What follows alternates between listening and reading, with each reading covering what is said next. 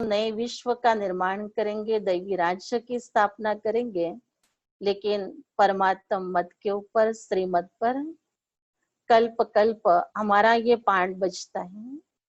ये सब है बेहद की बातें, उन लड़ाइयों में ये बातें नहीं। ऊंचे ते उच्च बाप हैं, उनको जादूगर, रत्नागर, ज्ञान का सागर भी कहते हैं। बाप की महिमा अपार है। सबने इसका अनुभव भी किया होगा कि कैसे बाबा जादूगर बना और उसकी जादू हमारे ऊपर क्या काम कर रही है।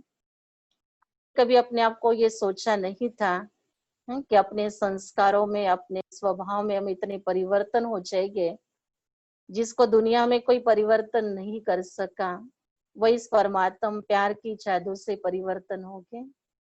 तो बाबा रत्न भी है जो में रोज रत्नों की थालियां भरकर देता है, ज्ञान का सागर भी है।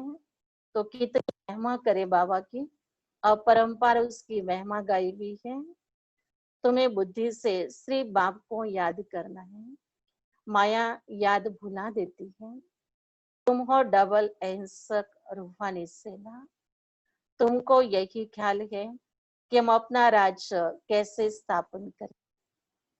ड्रामा जरूर कराएगा, पुरुषार्थ तो करना होता है।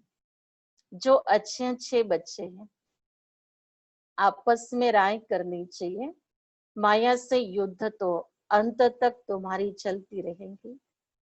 ये भी जानते हो महाभारत लड़ाई होनी है जरूर, नहीं तो पुरानी दुनिया विनाश कैसे हो। बाबाओं को श्रीमत दे रहे हैं, हम बच्चों को फिर से अपना राज्य भाग स्थापन करना है। इस पूरी दुनिया का विनाश हो, फिर भारत में जय जयकार हो जाना है, जिसके निमित्त तुम बंदे हो। कक्षा में चढ़ना चाहिए कि इतना लायक भगवान ने हमको अपना बना करके इतने बड़े कार्य के लिए निमित्त बनाया, एक नया विश्व, एक नया राज्य स्थापन करने के लिए। तो बाबा कह रहे कि इतना बड़ा कार्य है, लेकिन होना है ड्रामानुसार। ड्रामा जरूर आपसे कराएगा पुरुषार्थ। और यूं बता रहे बाबा कि आपस में इसके लिए मिलना चाहिए, कैसे कैसे हम सर्विस करें, सभी को बाप का पैगाम सुनाए कि अब इस पुरानी का विनाश होना है। बाप नई दुनिया की स्थापना कर रहे हैं। लौकिक बाप भी जब नया मकान बनाते हैं तो बच्चे खुश होते हैं। वह है हद की दुनिया, हद की बात। यह है सारे विश्व की बात। नई दुनिया को सतयुग और पुरानी दुनिया को कलयुग कहा जाता है। अब पुरानी दुनिया है तो ये मालूम होना चाहिए बाप कब और कैसे आकर के नई दुनिया स्थापन करते। तुम्हारे में भी नंबरवार पुरुषार्थ अनुसार जानते हैं इस परमात्म कार्य को। सभी एक जैसी बुद्धि के एक जैसी बुद्धि न होने के कारण नंबरवार जानते हैं, क्योंकि हर एक की बुद्धि पर अलग अलग प्रभाव पड़ा हुआ है।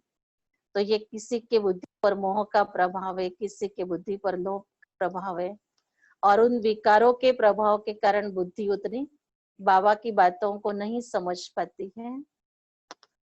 बड़े ते बड़ा है बाप, बाकी फिर नंबरवार है।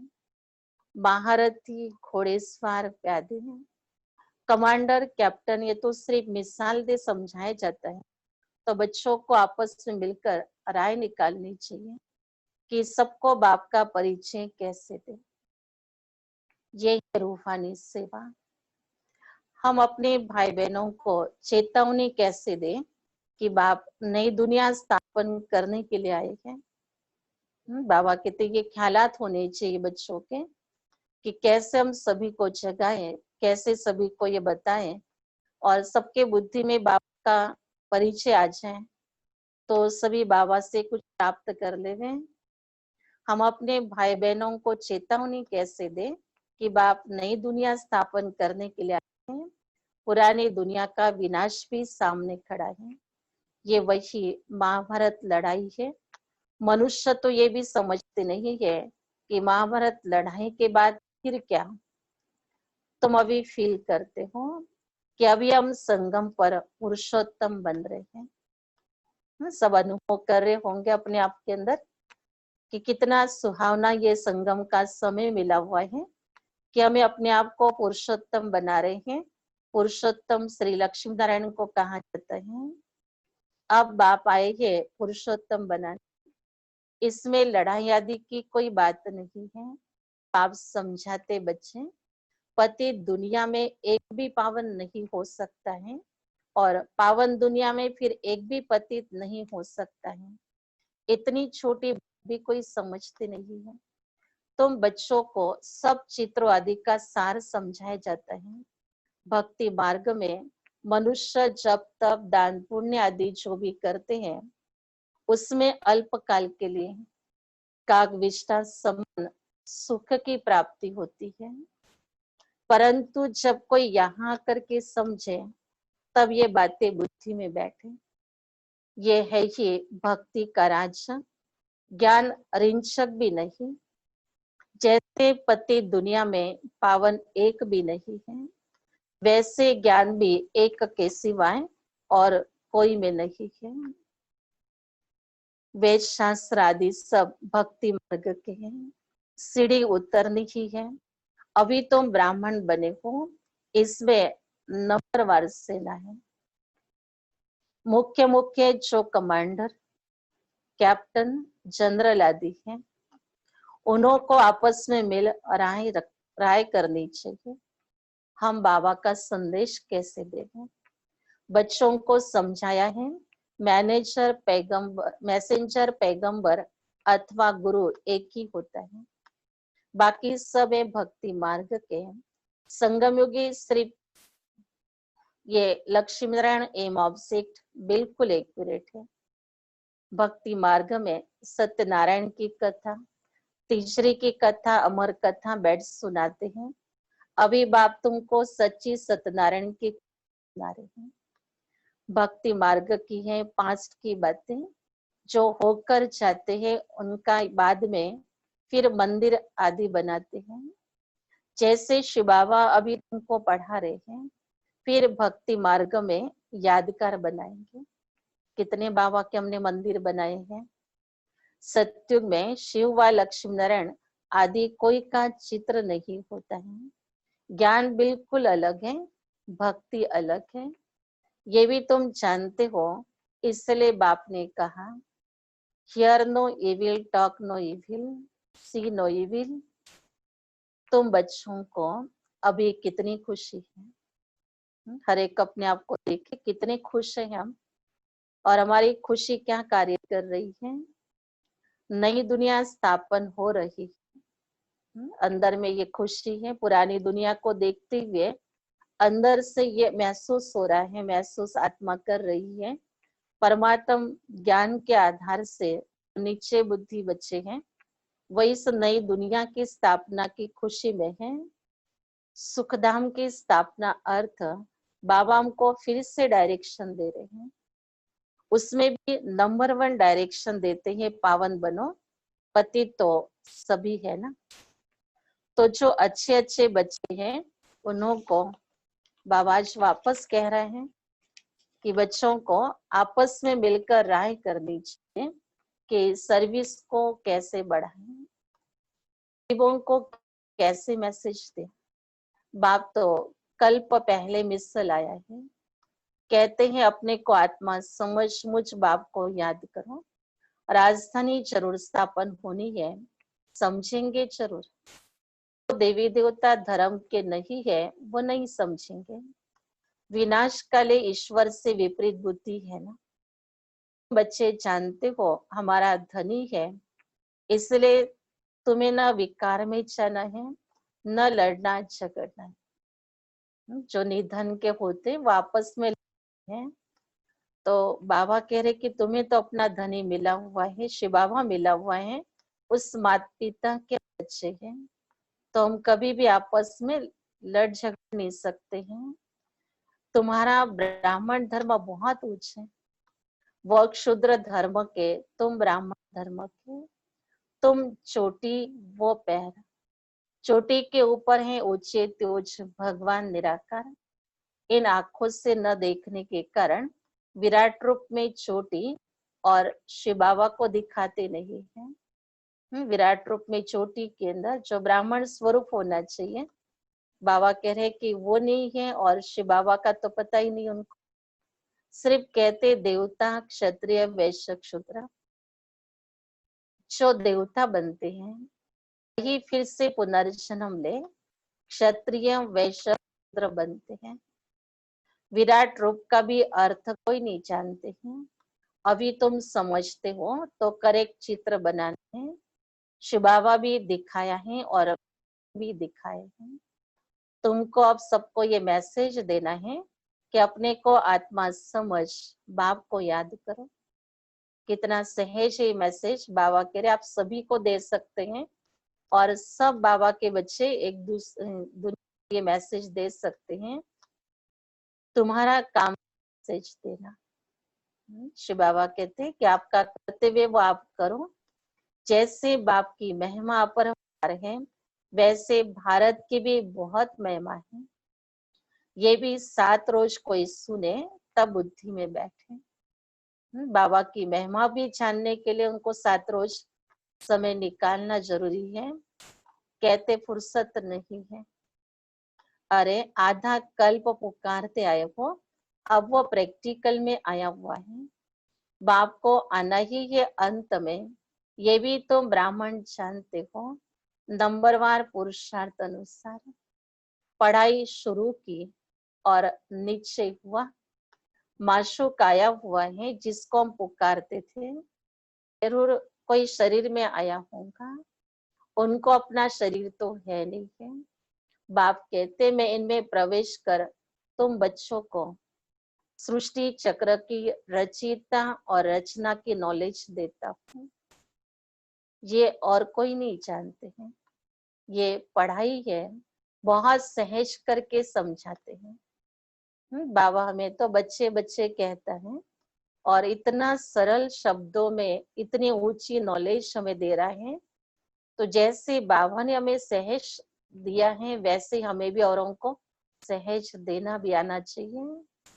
बाबा कहते हैं हम तुमको कितना धनवान बनाता हूँ। कल्प कल्प तुम्हारे जैसा पवित्र और कोई नहीं है। तुम बच्चे इस समय सभी को ज्ञान दान देते हो। बाप तुम्हें रत्नों का दान देते हैं, तुम दूसरों को देते हो। भारत को स्वर्ग बनाते हो। तुम अपने ही तन मन धन से श्रीमत पर भारत को स्वर्ग बना रहे हो। कितना ऊंचा कार्य है। तुम गुप्त सेना हो, किसको भी पता नहीं। तुम जानते हो कि हम विश्व की बादशाही ले रहे हैं, श्रीमत द्वारा श्रेष्ठ बनते हैं। अब आप कहते हैं माँ में कम याद करो। कृष्ण तो कह न सके, वो तो प्रिंस था, तुम प्रिंस बनते हो। सत्युग त्रेता में पवित्र प्रवृत्ति मार्ग, अपवित्र राजाएं, पवित्र राजा रानी लक्ष्मी नारायण की पूजा करते हैं। पवित्र प्रवृत्ति मार्ग वालों का राज्य चलता है।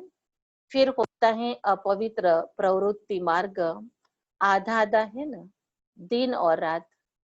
लाखों वर्ष की बात हो, फिर आधा आधा तो हो न सके। लाखों वर्षों तो फिर हिंदू जो वास्तव में देवता धर्म के हैं, उनकी संख्या बहुत बड़ी होनी चाहिए। बाबा ये बच्चों को समझाने दे रहा है कि अगर ये बात आ जाए बुद्धि के कि अगर लाखों वर्ष की बात हो तो फिर संख्या कितनी होनी चाहिए मनुष्यों की? अनगिनत होनी चाहिए। अभी तो गिनती करते हैं ना, ये ड्रामा नोंद है, फिर भी होगा, मौत सामने खड़ा है। ये वही महाभारत है। तो आपस में मिलकर सर्विस का प्लान बनाना है। सर्विस करते भी रहते हैं। नए नए चित्र निकलते हैं, प्रदर्शनी भी करते हैं।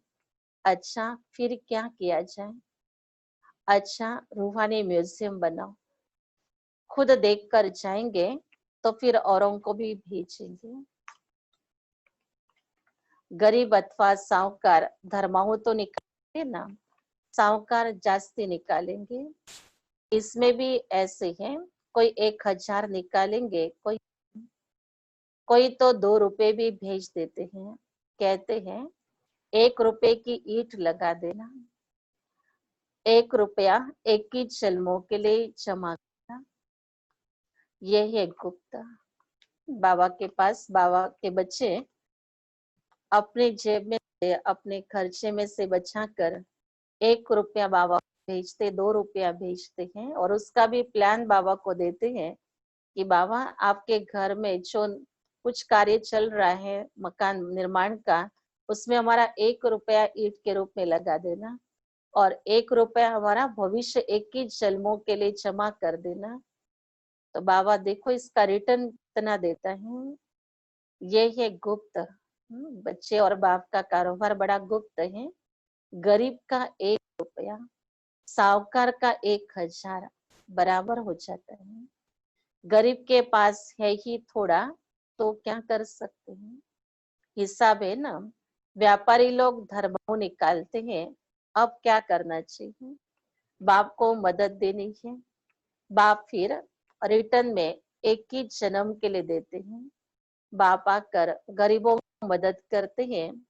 अब तो ये दुनिया ही नहीं रहेगी, सब मिट्टी में मिल जाएगा। ये भी जानते हो स्थापना जरूर होनी है कल्प पहले के मुआबिक। निराकार बाप कहते बच्चों, देह के सब धर्म त्याग, एक बाप को याद करो। ये ब्रह्मा भी रचना है। ब्रह्मा किसका बच्चा है, किसने क्रिएट किया? ब्रह्मा विष्णु शंकर को कैसे क्रिएट करते हैं, ये भी कोई नहीं जानते हैं। बापा कर सत्य बात समझाते हैं। ब्रह्मा भी जरूर मनुष्य सृष्टि में ही होगा। ब्रह्मा की वंशावली गाई हुई है। भगवान मनुष्य सृष्टि की रचना कैसे रचते हैं, ये भी कोई नहीं जानते हैं। ब्रह्मा तो यहाँ होना चाहिए। बाप कहते हैं जिसमें हमने प्रवेश किया, ये भी बहुत जन्मों के अंत वाला है। इसने पूरे 84 जन्म लिए हैं। ब्रह्मा कोई क्रिएटर नहीं है। क्रिएटर तो एक निराकार, आत्मा भी निराकार है, वो तो है, किसी ने क्रिएट नहीं किया। फिर ब्रह्मा कहाँ से आया? बाप कहते मैंने इसमें प्रवेश कर नाम बदली किया। तुम ब्राह्मणों के भी नाम बदली किया। तुम हो राज ऋषि, शुरू में सन्यास कर साथ में रहने लगे तो नाम बदली कर दिया। फिर माया खा जाती है तो माला बनाना, नाम रखना छोड़ दिया। आजकल दुनिया में हर बात में ठगी बहुत है। दूध में भी ठगी है, सच्ची चीज तो मिलती नहीं है। बाप के लिए भी ठगी है, स्वयं को ही भगवान कहलाने लगते हैं। अभी तुम बच्चे जानते हो आत्मा क्या है, परमात्मा क्या है। तुम्हारे में भी नंबरवार पुरुषार्थ अनुसार है। बाप जानते हैं कौन कैसे पढ़ते और फिर पढ़ाते हैं। क्या पद पाएंगे? शिव बाबा तुम्हारा टीचर है। टीचर की नजर अपने बच्चों के ऊपर, स्टूडेंट के ऊपर होती है। तो हमने क्या पुरुषार्थ किया, पढ़ाई पढ़ी है, वो शिव बाबा कहते मैं और पद भी बता सकता हूँ कि अभी की आपकी धारणाओं के आधार से आपका पद क्या हो सकता है। क्योंकि ये पढ़ाई है धारण करने के लिए, सुनने के लिए नहीं है सिर्फ हमें, कि सुनना, इसको अपने जीवन में अपनाना है। तो जितनों को अपनाएंगे उतने मार्क्स हमारे जमा होते जाएंगे। निश्चय है हम बाप द्वारा वर्ल्ड का क्राउन प्रिंस बन रहे हैं। बाबा पूछ रहा है कि निश्चय है हर एक को पक्का? अगर निश्चय है तो पुरुषार्थ की तीव्रता भी बहुत होनी चाहिए। अगर निश्चय है तो हम और कोई बात में टाइम वेस्ट ही नहीं करें, क्योंकि इतना कार्य हमें बाबा ने दिया हुआ है, इतना बड़ा ऊंचा पद मिलने की बाबा ने हमारे लिए उम्मीद रखी है कि आप ये पद के लायक बन सकते हो, तो क्यों न हमें नीचे हो और नीचे के आधार से हम पुरुषार्थ में लग जाए। तो ऐसा पुरुषार्थ करके दिखाना है। अच्छी बाबा की आशय जो हमें पूरी करनी है कि बाबा कह रहे दिखाओ मुझे ऐसा कि कल आप कैसे थे और आज कैसे हैं, ये दिखाई देगा तो पता चलेगा कि हम साधारणता से भी महान बनने जा रहे, फिर देवता बनने जा रहे हैं, हम क्राउन प्रिंस बने। फिर 84 का चक्र लगाया, अब बनते हैं ये नर्क, इनमें कुछ भी नहीं रहा है। ये तो सभी ने अनुभव कर लिया है कि दुनिया में क्या मिलना है, कुछ भी नहीं मिलेगा, सब खत्म, उसके अंदर कोई सार नहीं रहा है, निरस हो गया है। अब इसलिए बाबा कह रहे वहां चक्र लगाओगे क्या मिलेगा आपको। फिर बाप आकर के भंडारा भरपूर कर काल कंटक दूर कर देते हैं। तुम सबसे पूछो, यहाँ भंडारा भरपूर करने आए हो ना, अमरपुरी में काल आ न सके।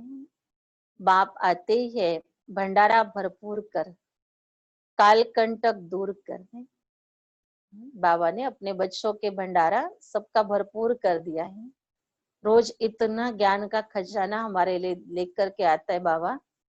हम अपनी झोली तैयार रखे और बाबा सारे ये रत्न अपनी झोली में भर ले और इस दिन अपने जीवन के लिए भी यूज करें और के लिए बांटने का भी काम करें, जिससे हमें खुशी अनुभव के साथ हम दूसरे को बांटते चले कि ये ज्ञान बाबा का, ये समझ बाबा की मुझे इतना खुश नमा जीवन दे रही है।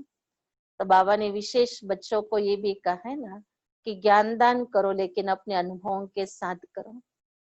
कौन सी पॉइंट से मुझे क्या कराया बाबा के बनने के बाद, कौन सी बात समझ में आने के बाद मेरा क्या परिवर्तन हुआ, यही हमारे जीवन का अनुभव अगर हम एक दूसरे को बताते हैं, आत्माओं को संदेश के साथ साथ सुनाते हैं कि देखो ये भी कोई मेरा परिवर्तन कम है क्या, ये शक्ति जरूर उस सर्वशक्तिवान की ही हो सकती है जो मेरे इस कड़े स्वभाव संस्कार को उसने बदली करके आज मुझे आपके सामने ऐसा बना के दिखाया। तो ये बाबा कहते कि बच्चे, बाबा ने आपका भंडारा भरपूर कर दिया, माया ने सारा भंडारा खाली कर दिया था। अब भरपूरता का अनुभव माना बहुत खुशी, जहाँ गम का नाम भी नहीं है, टिक भी नहीं सकता है। कई इस पुरानी दुनिया से गम तो आएगा क्योंकि हम बैठे उस दुनिया में, लेकिन वो हमारे सामने टिक नहीं सकता है। तो ऐसी अपने आप की जीवन की ये दिव्य अनुभूतियां बाबा कहते हैं कि बाप आता है तो आपका भंडारा भरपूर कालकंटक दूर करने के लिए। वो है अमरलोक और ये है मृत्यु लोक। ऐसी मीठी मीठी बातें सुननी सुनानी है, फालतू नहीं। समय मिला होता है, किसी से मिलना होता है तो बाबा हमें ये समझाने देख करके ही कर्म क्षेत्र पर भेजता है कि आपको वहां पर ये बाबा की मीठी मीठी बातें सुनाओ। अभी तो हम देख रहे हैं समय के अनुसार लॉकडाउन में कितनी आत्माएं तड़प रही हैं बाबा के घर तक पहुंचने के लिए। जो आई थी रुक गई, अभी वो भी महसूस कर रही है। जो आना चाहते थे कल आएंगे कल आएंगे, अभी वो पूछने लगे हैं कि हम कब आए। तो बाबा कहता है कि बच्चे ये बातें जो है बहुत आत्मा को मिठास अनुभव कराने वाली है और यह आत्मा को मिलनी जरूर है। तुम बच्चों के द्वारा ले समय हमारा सफल करें। जब किसी से हम जाते हो, संबंध संपर्क वालों के साथ भी हमारा कई कारणों से मिलना होता है, तब बाबा कहते आपका समय व्यर्थ न जाए। समय पर ये बाबा का मैसेज लेकर के जाओ, मैसेंजर बनो, अच्छे मैसेंजर हो। बाबा उनको बहुत प्यार करता है। कई बार देखा है ऐसे सर्विसेबल बच्चों का नाम बाबा मुरली में भी लेते थे। तो ऐसा सर्विसेबल बनना है जो बाबा हमें याद करे। तो बाबा की आपका समय बहुत कीमती है। अच्छा मीठे मीठे सिखिलदे बच्चों प्रति माता पिता बाप दादा का याद प्यार और गुड मॉर्निंग। रूहानी बाप के रूहानी बच्चों को नमस्ते। रूहानी बच्चों के रूहानी बाप दादा को हम बच्चों का भी याद प्यार, गुड मॉर्निंग और नमस्ते।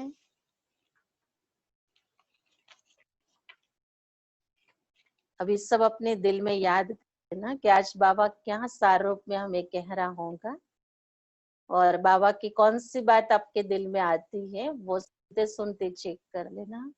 सेकंड में अपने आप में देख कि आज क्या था बाबा का विशेष हमारे लिए इशारा, कौन सी बात बाबा ने हमें आज बार बार कही है, जिस पर जोर दिया है वो काम जरूर हमको अंडरलाइन कर लेना है। सबके दिलों में सबके मन में वो बात आ गई होंगी। अब हम उसको सुनते हैं धारणा के मुख्य सार में। तो पहली पॉइंट से, बाप विश्व का मालिक बनने की पढ़ाई पढ़ाने के लिए आए, इसलिए कभी ऐसा नहीं कहना कि हमें फुर्सत नहीं। श्रीमत पर तन मन धन से भारत को बनाने की सेवा करनी है। दूसरी पॉइंट है कि आपस में मीठी मीठी ज्ञान की बातें सुननी और सुनानी है। बाप का ये डायरेक्शन सदा याद रहे। Hear no evil, talk no evil, see no evil. तो ये बाबा कहते, बाबा का ये डायरेक्शन है। कहीं भी कर्म क्षेत्र पर जाओ, ये जो बातें बाबा ने सुनाई है कि आपको न बुरा सुनना है, न बुरा बोलना है, न बुरा देखना है, न बुरा सोचना है, न बुरा करना है। कहीं भी इस दुनिया में हम घूमने के लिए जाए, इस दुनिया में कहीं कर्म क्षेत्र पर हम अपना पार्ट प्ले कर रहे हैं, ये 5 बातें हमारे जीवन के अंदर सदा साथ में हो। बस इसी पर हम अपने आप के जीवन को देख करके चले कि बस मुझे इन 5 बातों में अटेंशन रख के कार्य करना है, तो सारा दिन में कोई भी हमारे से विकर्म भी नहीं होगा और न हमें अपने आप का समय वेस्ट होने का पश्चाताप होगा। तो ये बाबा की बहुत सुंदर बातें हैं जो डायरेक्शन के रूप में हम अपने साथ में अमल में लाने का पुरुषार्थ करें। फिर आज का वरदान है बाबा का, पुरुषार्थ के सूक्ष्म आलस का भी त्याग करने वाले, ऑलराउंड अलर्ट भाव। कितनी सुंदर बात की है कि पुरुषार्थ के सूक्ष्म आलस का भी त्याग करने वाले, ऑलराउंड अलर्ट भाव। पुरुषार्थ की थकावट आलस की निशानी है। आलस वाले जल्दी थकते हैं, उमंग वाले अथक होते हैं। जो पुरुषार्थ में दिल शिकस्त होते हैं उन्हें ही आलस आता है। वो सोचते हैं क्या करें, इतना ही हो सकता, ज्यादा नहीं हो सकता, हिम्मत नहीं है, चल तो रहे, कर तो रहे। अब इस सूक्ष्म आलस का भी नाम निशान न रहे। इसके लिए सदा अलर्ट, एवर रेडी और ऑलराउंड बनो। स्लोगन है, समय के महत्व को सामने रख सर्व प्राप्तियों का खाता फुल जमा कर। अभी तो कहने की बात ही नहीं है, सब समय को समझ गए हैं। तो बाबा कह रहे कि अभी अपने पास सर्व प्राप्तियों का खाता फुल जमा करो। तो अभी हमें चेक भी करने के लिए समय मिला है और फुल करने के लिए भी समय मिला हुआ है। तो इस समय को अभी हम बहुत अच्छी तरह से यूज कर भी रहे हैं। आप सभी भी घर बैठे भी अपने आप को बाबा के साथ अनुभव कर रहे हैं। और ये तो वंडरफुल ड्रामा है जो बाबा सभी के घर में आ रहे हैं। अभी तो हर एक के घर में बाबा बच्चों के साथ में है। तो जैसे ये बहुत बड़ा भाग्य समझे हम कि हम बाबा के साथ रहते हैं, बाबा के साथ बैठे हैं और बाबा के साथ में ये जीवन की सुखद घड़ियां अनुभव कर रहे हैं। तो इस वर्तमान समय को भी हम ज्ञानी तो आत्मा बन करके अब इसको बहुत सफल कर रहे हैं। तो आज हमें ये बाबा के महावाक्यों से प्रेरणा मिली है कि हमें अब जो कुछ भी कार्य बाबा का संदेश देने का बाकी रहा हुआ है उसका प्लान बनाना है, और वो संदेश देने के लिए अपने आप को और अपने हैंड्स को भी तैयार करना है, क्योंकि कार्य जितना अधिक रूप से होता है उतना हमको अधिक सभी का सहयोग भी लेने की आवश्यकता होती है। तो ऐसे बाबा के जो आज के महावाक्य हैं, इसको सारा दिन अपने बुद्धि में रखते हुए हम अपने अंदर खुशियों का अनुभव भी करेंगे। विशेष अभी आप सभी को अवगत कराना है, जो हमें आज एकता बहन ने कहा कि स्पार्क विंग का विशेष स्वोन्नति का जो प्रोजेक्ट चल रहा है, तो ये बहुत सुंदर विधि इस विंग में आदरणीय रमेश भाई जी ने बनाई हुई है, जिसके अंदर सेवा के साथ साथ हर ब्राह्मण आत्मा का विशेष पुरुषार्थ होना है का उन्होंने विशेष ध्यान रखा है। और हर वर्ष विशेष पुरुषार्थ के लिए कोई ऐसी प्रोजेक्ट के रूप में कार्य दिया जाता है कि जिसमें सब बिजी हो जाते हैं। जैसे इस बार मधुबन घर से ये टॉपिक मिला हुआ था बॉम्बे महाराष्ट्र के भाई बहनों के लिए विशेष, कि वर्तमान पल बने यादगार कल। सुनने के बाद ही हमारी बुद्धि के अंदर आ जाता है कि मेरा वर्तमान पल जो है मेरा यादगार बन जाए। और हम देखते हैं कि कोई भी बात जो होती है वो यादगार बनाने के लिए हमें उसको वर्तमान में बहुत सुंदर रूप से उसको रचना होता है, बनाना होता है, तो ही हम उसको आने वाले समय में याद करके खुश हो सकते हैं। तो ये संगम युग का जो वर्तमान समय हमको मिला हुआ है, जो दुनिया के भी हिसाब से हम कह रहे कि ये पुरुषोत्तम युग है, ये लिप युग है, इसकी बहुत महिमा हम जानते हैं। तो इस महिमा को अनुभव करने का ये समय है। संगम माना बाबा के साथ में, वर्तमान पल मेरा बाबा के साथ में बीते, और ये पल जितना मेरा बाबा के साथ में बीता हुआ होगा उसमें बाबा का प्यार, बाबा की शक्तियां, बाबा के गुण जो मेरे जीवन में साथ साथ चल रहे हैं और उसके कारण जो मेरे जीवन का आनंद ले सकती हूँ, तो ये आनंद का पल जो है आने वाले कल के लिए मेरा यादगार बन सकता है। तो हम बहुत सुंदर यादगार हर एक बना रहा है।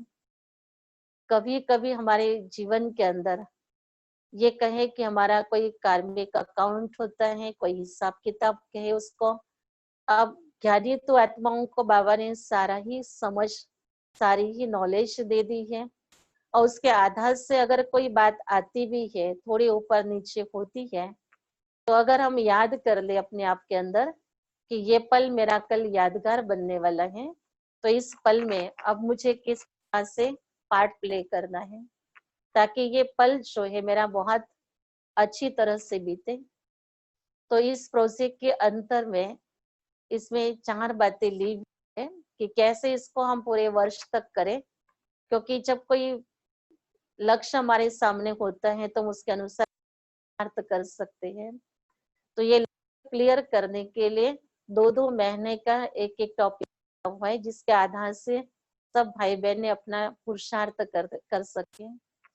तो इसके अंदर पहली जो टॉपिक ली थी 2 महीना चली, जिसके अंदर था कि वर्तमान से यादगार और यादगार से वर्तमान, ये हमें अपने जीवन में करना है। तो वर्तमान को हम यादगार बनाएं, वर्तमान को सफल करके, और जो यादगार पले हैं, अब हमारे लिए जो यादगार के पल कौन से हैं, तो वही जो हमने अपने जीवन के लिए एक आदर्श रखा हुआ है अपने प्यारे बाबा मम्मा का। तो मम्मा के जीवन का जो आज हम जीवन बाबा की जानते हैं, दादियों के द्वारा बाबा के जीवन की बातें सुनते हैं, दादियों ने बाबा के जीवन को देखकर अपनी जीवन जो बनाई है, उस दिव्य जीवन को हम अपने जीवन के सामने रखते हैं और उसके उन कदमों पर कदम रख करके हम अपने आप को चलाते हैं।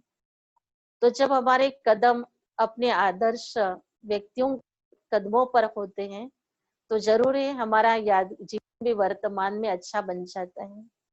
तो वो यादें हैं हमारे लिए कि हमारे बाबा ऐसे थे, मम्मा ऐसी थी, हमारी दादियों ने ऐसा किया। तो उन पलों को आज हम याद करते हैं, और याद करके हम अपने जीवन के अंदर जब कोई बात आती है तो उन बातों के अंदर हम देखते हैं कि हमें भी ऐसा ही करना चाहिए।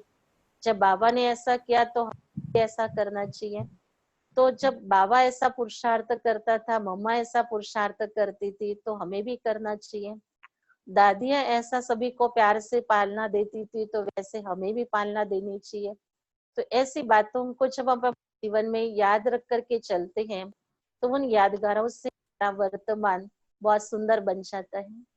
तो ये प्रोजेक्ट ऐसा 2 महीना चला, और इसके अंदर काफी पॉइंट्स अनुभव भी किए, और विशेष सभी को अपना ही स्वयं का जीवन, जो ब्राह्मण जीवन वरदान के रूप में मिला, इस वरदानी जीवन को खुद भी देखना है कि मेरे जीवन में मैंने प्रभु से क्या पाया, शिव बाबा से क्या प्राप्त किया, और जो पाने के लिए मैं आत्मा कितने जन्मों से तरस रही होंगी, या जो संगम युग पर मेरी बन गई, उन प्राप्तियों को अब हम अपनी यादों में संजो ले। तो उसके लिए एक सुंदर अपनी यादगार का एल्बम बनाने के लिए कहा गया। सुंदर अपनी यादें नोट करे जीवन की, अपने आप को देखे कि मुझे कितने अच्छे मौके मिले इस संगम पर। कोई कोई मौके को किसी ने ठुकरा भी दिया होगा, वो भी अपने आप में महसूस करे कि ये भी तो चांस मुझे मिला था, लेकिन इस चांस को मैंने गंवाया। अगर वो चांस ले लेते तो हम अभी कहाँ होते थे, उसको भी हम अंदाज लगा सकते हैं।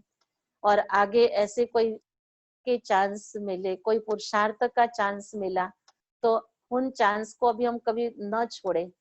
तो इसके लिए यादगार पलों को देखने से हमारा आने वाला जो समय है वो हम अच्छी तरह से सफल कर सकते हैं। तो वो एक लक्ष्य दिया गया। इसके साथ साथ हमें अपने आप में देखना है, जैसे आज भी बाबा ने कहा कि आप बच्चे जब यहाँ पुरुषार्थ करते हो तो भक्ति मार्ग में उसका यादगार बनता है।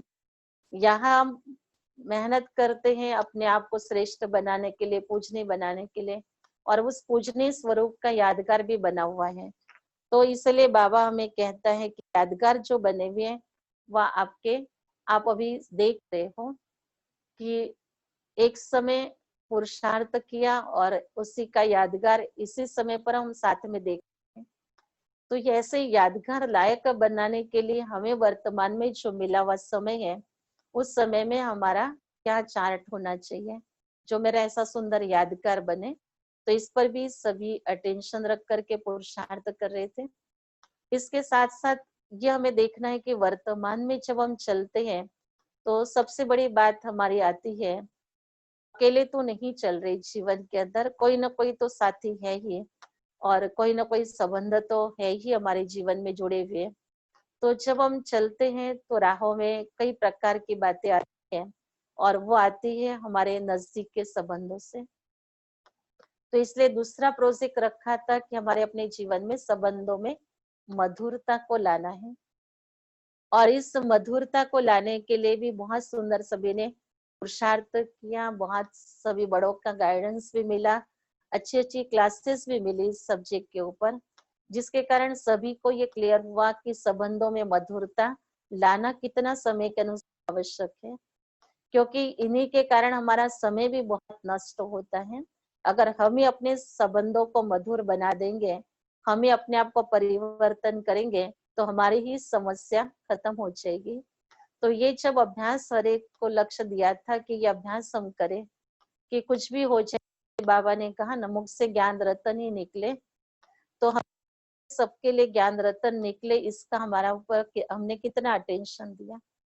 चाहे किसी ने कुछ भी बोला हो, लेकिन मुख से ज्ञान रतन निकले। तो ऐसी बहुत छोटी छोटी बातें जो बाबा के महावाक्यों में हमने सुनी हुई है, और उसको प्रैक्टिकल में हमें अपने जीवन के रोज के कार्य में करनी। कोई बातों को हमें कई बार सहन करना पड़ता है, लेकिन जैसे बाबा ने कहा ना कि आपको मूर्ति बनना है तो सहन करना होगा। तो कई बातों को अगर हम अपने आप में देखें, दूसरे की गलती को अगर हम अपनी गलती समझ लेते हैं, तो भी हम उसको क्षमा कर सकते हैं, उस गलती को समाप्त कर सकते हैं बंदों में। आपसी मतभेद को खत्म कर सकते, मधुरता को क्रिएट कर सकते हैं। तो ऐसे बहुत अच्छे अनुभव सभी ने इस प्रोजेक्ट को लेकर के पुरुषार्थ किया। और उसके बाद अभी जो चल रहा है वर्तमान समय पर, वो एक टॉपिक जरा न्यारी ही है, जिस टॉपिक का नाम दिया हुआ है कि जरा हटके और जरा बचके।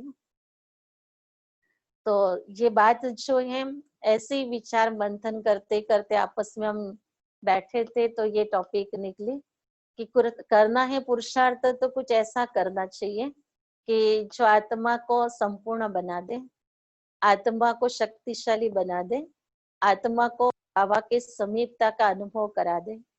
तो कुछ हटके करना है, हमें कुछ विशेष करना है, कुछ निराला करना है। रूटीन के अनुसार हम जो करते वो तो कर रहे हैं, लेकिन जो हम कर रहे हैं वो भी एक साधारण रीति से करते हैं। लेकिन हटके करना माना उसके पीछे लग करके हमें करना है, डट के रहना है उसके पीछे, दृढ़ता के साथ हमको वो पुरुषार्थ करना है कि उसमें हम अपने आप को थोड़ी भी कोई मार्जिन नहीं दे सकते कि हाँ इसमें ऐसा चलेगा, चलेगा नहीं, लेकिन हमको करना ही है वो। तो जब हम ऐसा हटके पुरुषार्थ करेंगे, उस पुरुषार्थ में एक जिद भरेंगे, एक उमंग भरेंगे, मुझे करना ही है ये, अगर मैं नहीं करूँ तो और कौन करेगा, ये मुझे ही करना है कार्य, ये स्थिति मुझे ही अपनी बनानी है।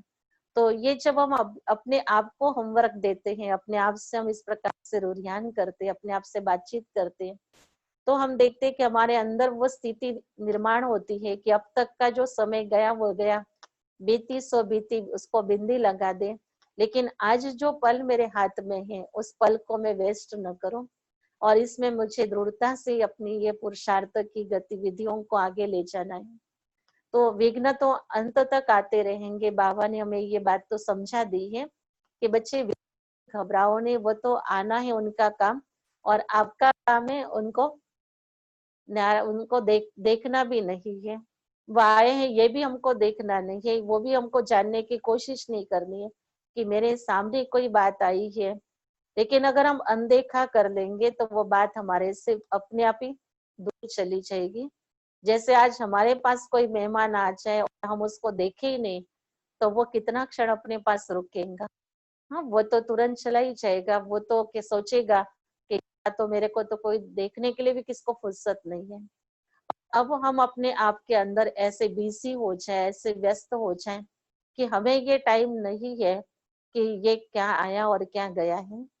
तो जब हम ऐसे हिम्मत से और अपने पुरुषार्थ में लगे रहेंगे, तो जरूर है हमारा लक्ष्य जो मिला हुआ है कि हमें फरिश्ता बनना है, बाबा चाहता है कि संपूर्ण बन जाए, तो उस लक्ष्य के पास पहुंच जाए।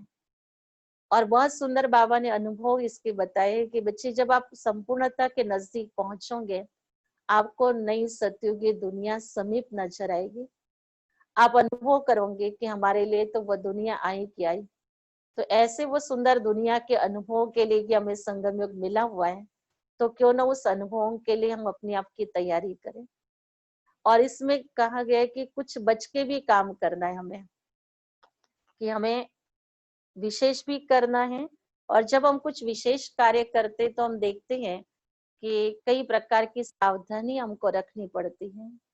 तो बाबा के कुछ अव्यक्त वाणियों के अंदर हमने कुछ वर्ष पहले ये बातें सुनी थी कि बाबा ने बार बार बच्चों को ये बातें कहा कि बच्चे अटेंशन प्लीज, बच्चे सावधान, अलर्ट। जैसे इन शब्दों से बाबा ने हमें कुछ सावधानियां दी हैं, कुछ अलर्ट होने का इशारा दिया हुआ है। तो ये समय जो है, आज इन बातों को हमें याद करके अटेंशन देने का समय है। तो जैसे हम देखते हैं ना कि कोई समय ऐसा होता है कि उस समय पर हम कहें अपने आप को कि अटेंशन प्लीज, कि हमें अभी दूसरे को नहीं कहना है, हमें अपने आप को कहना है कि जब हम अपने आप को ये बात सुनाएंगे क्योंकि हे आत्मा, अभी तुमको अपने आप के लिए अटेंशन प्लीज ये याद रखना कि अभी तुम आलस नहीं करोगी, अभी तुम अलबेलेपन में नहीं रहेगी, अभी तुम इसमें आनाकानी में नहीं रहोगे, आज की बात कल करोगे ये कभी नहीं सोचेगी। तो हमें अपने आप को टेंशन प्लीज का ये मंत्र याद दिलाना है। सारा दिन बाहर इसको यूज करना हो, आवश्यकता के अनुसार यूज कर सकते हैं। फिर बाबा ने हमें कहा कि बच्चे सावधान।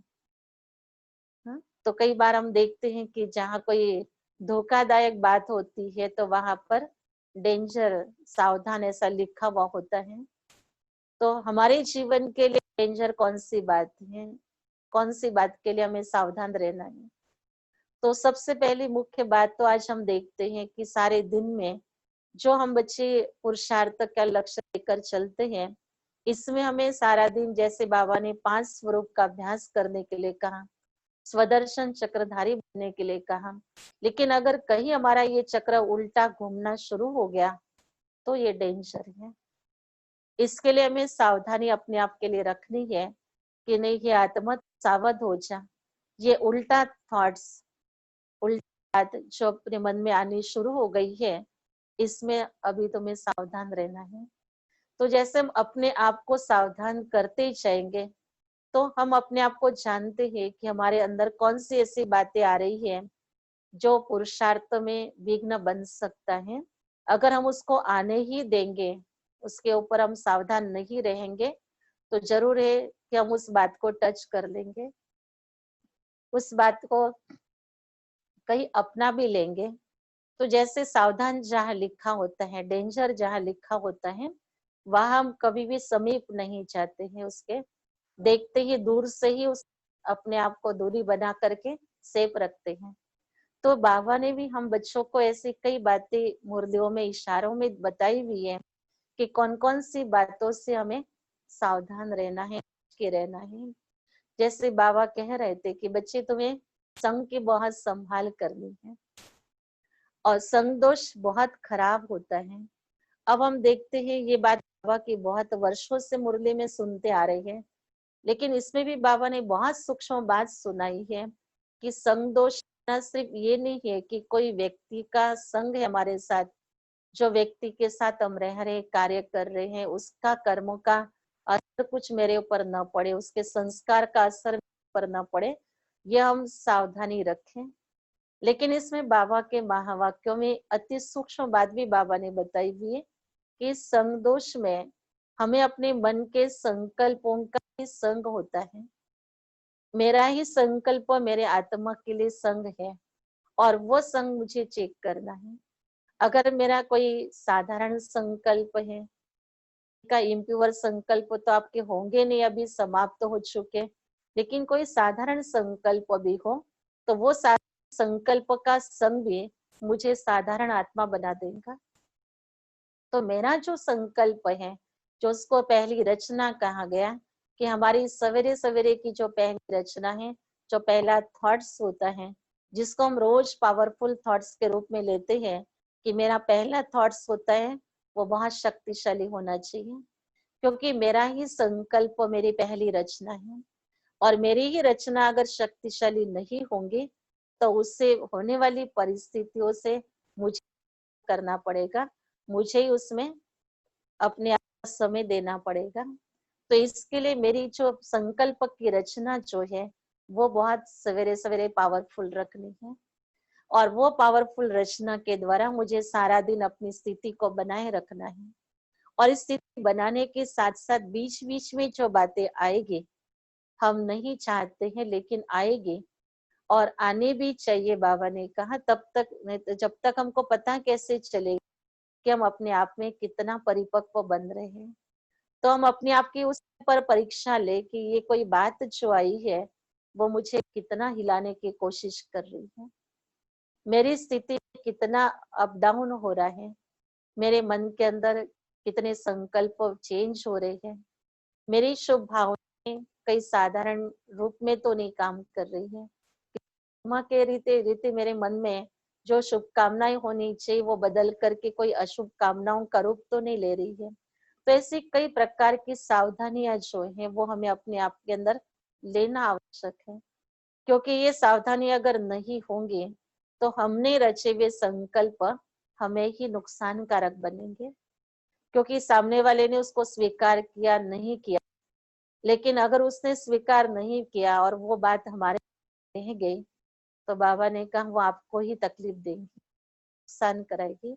इसलिए जो संसार को देना है वही हमको सोचना है कि जो मुझे सुख की बातें, जो मुझे शांति देने वाली बातें, जो मुझे जीवन का आनंद देने वाली बातें, वही मुझे संसार को देनी है, क्योंकि संसार मुझे वही रिटर्न करने वाला है। तो जो रिटर्न मिलने वाला है वो वही है जो मैंने संसार को दिया हुआ है। तो इसलिए मुझे अपने आप के लिए सावधानी रखनी है कि मैं संसार को क्या दे रही हूँ। और देते समय अगर हमने अटेंशन रखा है तो जरूर है कि हमें कभी भी आगे के लिए सोचना नहीं पड़ेगा। हमें वो दुआएं अपने आप हमारे साथ में चलती रहेगी। और ये दुआएं जो है अब हमको जमा करना है। तो ऐसा हमको सावधानी से अलर्ट होकर के पुरुषार्थ करना है। तो अलर्ट भी किस में होना है, हमको वो भी देखना है कि हम सूक्ष्म अपने आप के चेकिंग करें। कि कई बार हम देखते हैं ना कि अमृत वेले में उठने में, मुरली का अध्ययन करने में, मुरली क्लास अटेंड करने में, बाबा को याद करके भोजन करने में कितना हम अपने आप में अलर्ट रहते हैं। छोटी छोटी बातें हैं, लेकिन हमारे पास ये पुरुषार्थ करने की दी हुई बाबा ने विधियां हैं। और इसी विधियों के द्वारा ही हम सिद्धि स्वरूप बन सकते हैं। और अंत तक पढ़ना है, ये बाबा ने हमको कहा है कि जब तक जीना है तब तक आपको पढ़ना है। तो अगर हम अलर्ट रहेंगे तो अंत तक पढ़ते रहेंगे। अगर अलर्ट नहीं है तो हम पढ़ते पढ़ते भी आलस अलबेलेपन के वश हो सकते हैं। तो हमें वो देखना है कि मेरा अलर्टनेस भी कितना है, मैं अपने आप को अलर्ट करूं। जैसे बाबा भक्ति का एग्जाम्पल देते थे कि मैं भी जब भक्ति में मंदिर में जाता था, अगर कोई दूसरा ख्याल आ गया तो अपने आप को चमाट मारता था, चिमटी लेता था। तो वैसे ही अपने आप को देखिए कि भक्ति में जब इतना ध्यान रखते थे, आज तो हम समझदार बन चुके हैं। अभी हमें अपनी कमाई का पता चला है कि इस समय पर हमारे कितना अच्छा समय मिला हुआ है जो हम अपने अंदर एक कमाई कर सकते हैं।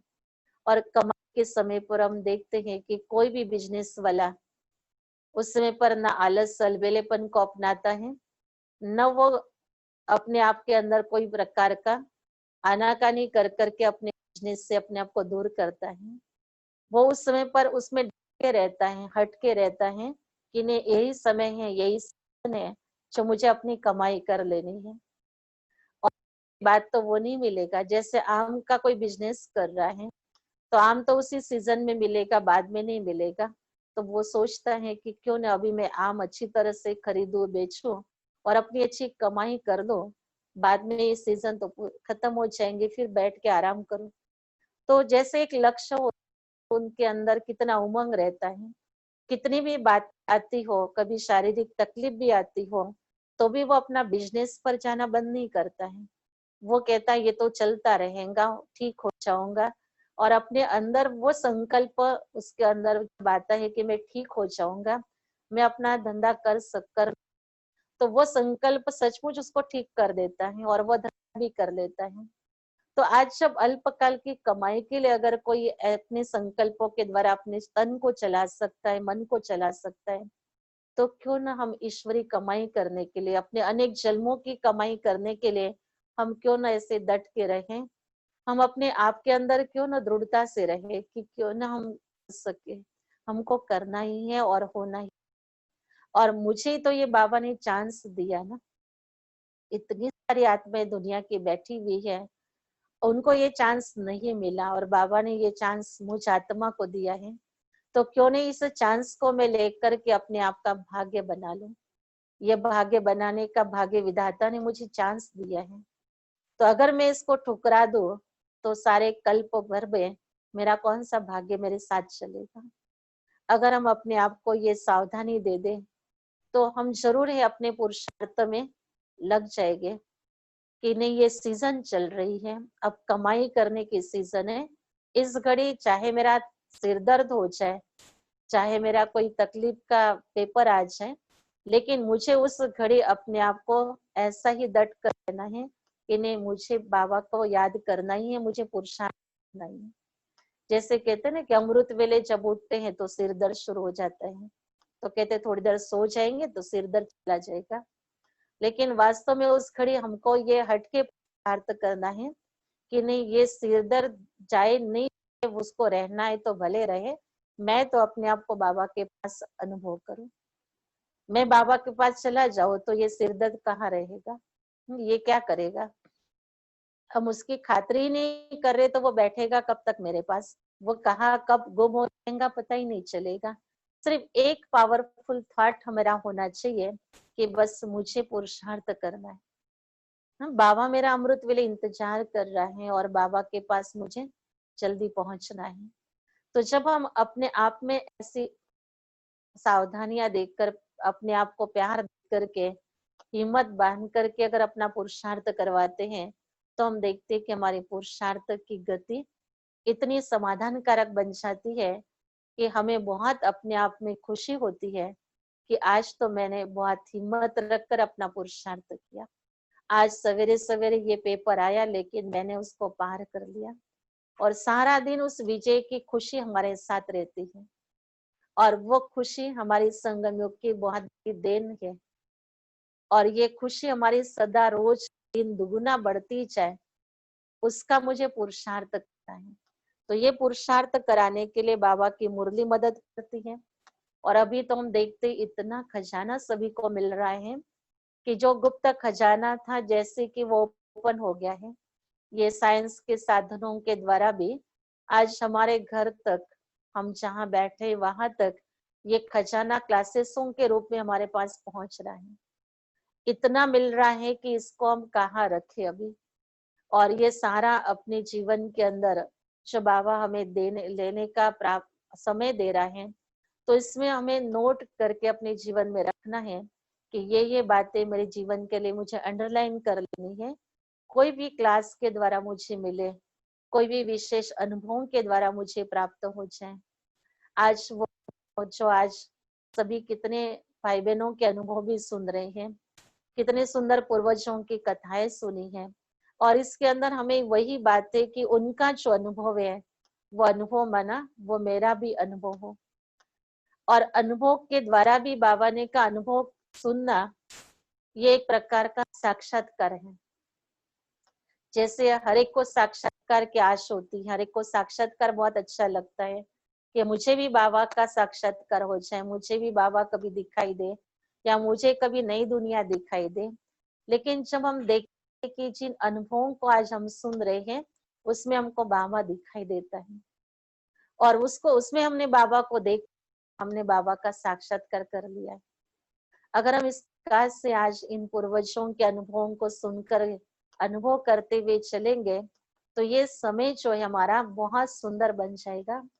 ये समय हमारा इतना यादगार पल बन जाएगा कि यही यादों के पल आने वाली सेवाओं के टाइम पर हमें मदद करेंगे। अभी बहुत सुंदर हमें प्राप्तियां हो रही है, बहुत अच्छी तरह से हम फ्री होकर के सुन रहे हैं। अभी बुद्धि में नहीं है कि अभी तुरंत ये करना है वो करना है, एक से। और ऐसे आरामदायक स्थिति में बैठ कर के हम पढ़ाई पढ़ रहे हैं, तो ये तो जैसे है कि कोई फाइनल एग्जाम होती है और उसके पहले पढ़ने के लिए स्टूडेंट को टाइम दिया जाता, तो उसी प्रकार का ये समय हम सभी को मिला हुआ है। और इस समय के अंदर हम बहुत अच्छी तरह से एकांत प्रिय बन करके, इस बाह्य दुनिया के बातों से दूर होकर के अंतर मुक्ता की गुफा में जाकर के हम अपने आप को अनुभव करें कि मैं और बाबा बस, और कोई नहीं मेरे पास। और बाबा के साथ हम बैठ करके ये संगम के अनमोल क्षण व्यतीत करें, क्योंकि सारे कल्प में ये समय नहीं मिलने वाला है हमें कि जिसमें बाबा और मैं दोनों साथ में हों। क्योंकि हम जानते हैं कि हमने आधा कल्प भक्ति जो की, उस इस जन्म की भी भक्ति से भी जानते हैं कि कितना भगवान से दूरी अनुभव की, कितना भगवान को मिलने के लिए क्या क्या न किया। जरूर वो प्यारी चीज थी, तब तो उसको पाने के लिए इतनी आत्मा मेहनत कर रही थी ना। तो उस प्यारी चीज को मैंने पा लिया है अभी, और वो अभी मेरी बन गई है, वो मेरा बाबा है। अगर इस प्रकार से अगर हम अपने आप के अंदर अनुभव कर ले और बाबा मेरे साथ में है, तो उस बाबा को अब हम एक पल भी छोड़ेंगे नहीं, उसके साथ बैठना है। जो हम कहते हैं ना, तुम ही संग खाओ तुम ही संग बैठो, तुम्ही संग सब कुछ, तो वो अभी अनुभव करना है कि बाबा के संग संग मुझे कैसे जीना है। और वर्तमान समय पर ये मौका बहुत अच्छा मिला है, क्योंकि अब जब हम भोजन करते अभी कोई गड़बड़ नहीं है, कहीं भाग दौड़ नहीं करनी है। हम शांति से भोजन करते समय भी बाबा को जैसे याद करते हुए, बाबा को साथ लेते हुए, बाबा को मैं आत्मा खिला रही हूँ और बाबा मुझे खिला रहे हैं, ये बहुत सुंदर अनुभव हम कर सकते हैं। जैसे संदेशिया वतन से सुनाती है कि हमें खिलाया, बाबा बच्चों को खिलाता है, या हम बाबा को खिला रहे हैं, वैसे ये अनुभव अभी हमको करना है।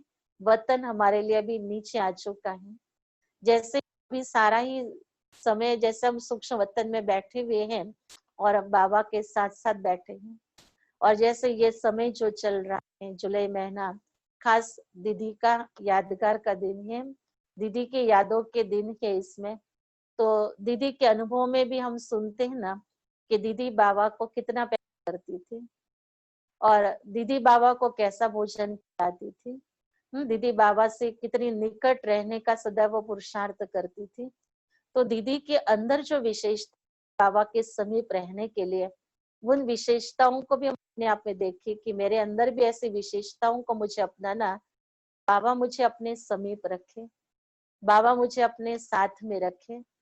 तो दीदी की विशेषताओं का भी इस समय पर हमको लाभ मिल रहा है। और जो दीदी ने वतन के वो सुंदर किए थे, वो वतन के अनुभवों को भी सभी ने सुना हुआ है कि बाबा ने कैसे दीदी को वतन में रखा और अपनी सारी कारोबार बताई थी। कि दीदी ने बाबा का संदेश सभी को कहा, सुनाया था कि बाबा को कभी ये नहीं कहना कि बाबा आप ऊपर बैठे हो और हमको तो यहाँ नीचे सी कर दिया है। तो कहा बाबा इतना वतन में बिजी है कि दिन और रात वहां पर तो होता ही नहीं है, निरंतर अपने कार्य में लगा हुआ है और बच्चों की सेवा में है, विश्व कल्याण के कार्य में लगा हुआ है। हम बाबा को कह नहीं सकते कि बाबा वो ऊपर क्या कर रहे बैठ करके। और तो ये जो बात है कि बाबा निरंतर बच्चों की सेवा में है और निरंतर कार्य कर रहा है। यहाँ तो हम रात हुई तो आराम करते हैं, बाबा तो नींद भी नहीं करता है वतन में, बाबा की भी आवश्यकता नहीं है। और बाबा दिन रात हम बच्चों के पुरुषार्थ करवाने के पीछे लगे हुए हैं, सेवाओं में जुड़े हुए हैं। तो इस समय पर हम अनुभव करें, जैसे इस साकार दुनिया में हम बैठे हुए भी, जैसे भी सूक्ष्म वतन में बैठे हुए हैं, घर में देखो कोई का भी आना जाना नहीं होता है, घर में भी कोई और अन्य वाइब्रेशन नहीं पहुंचते हैं। हमने जो बनाए हुए घर के वाइब्रेशन है, उसी वाइब्रेशन में हम रह रहे हैं। तो क्यों ना अपने घर को हम सूक्ष्म वतन बना दें, और उस सूक्ष्म वतन के अंदर हम अपने आप को अनुभव करें कि हम बाबा के साथ बैठे हुए हैं। तो दीदी अगर बाबा के साथ रह कर के इतने सुंदर नजारे अनुभव कर सके, तो हम भी अनुभव करें कि बाबा क्या कर रहा है, बाबा इस घड़ी हम बच्चों से क्या कराना चाहता है। और हम ऐसे सुंदर अनुभवों को अगर अपने जीवन के अंदर अभी वर्तमान में साकार में लाएंगे, तो यही हमारे यादगार पल बन जाएंगे। इन यादगार पलों को हम सदैव आगे के जीवन में याद करते रहेंगे, और वही हमारे आगे के पुरुषार्थ के लिए मदद हो जाएगी। तो ऐसे सुंदर स्मृतियों के साथ हम इस वर्तमान को सफल करें, और जितना भी हमें चांस मिला हुआ है वो देखिए कि आज तक मुझे कितने चांस मिले हुए हैं। जैसे हम सेंटर पर जाते हैं, अगर आपको किसी दिन सब्जी लाने का भी एक मौका मिला हो, वो भी एक गोल्डन चांस है आपके जीवन के लिए, क्योंकि उस सेवा से आप बाबा के नजदीक आए, करीब आए, और उस सेवा से आपने अपना भाग्य भी बनाया। तो जैसे छोटे छोटे भी चांस जो हमको अपने जीवन में मिले हैं सेवाओं के, वो छोटे छोटे चांस नहीं, हमको चांसर बना करके किसी दिन कोई बड़ा चांस भी आपको उसके द्वारा मिल सकता है, मिला भी होगा। तो आप देखिए कि कैसे हम बच्चे बाबा के पास समीप आने का पुरुषार्थ करने का, अपने संगम का जीवन है, वो अपने आप को देखना चाहिए, अपने आप में वो यात्रा पर नजर डालना चाहिए कि मैंने अभी तक कितने चांस को गंवाया भी होगा। कई बार होता है कि कई हम बहाने करके कोई चांस को गंवा देते हैं। जैसे कई बार एग्जीबिशन हो, प्रदर्शनी हो, और कहा जाए कि आज 2 घंटे की प्रदर्शनी के लिए आपको 2 घंटा तो निकालना है।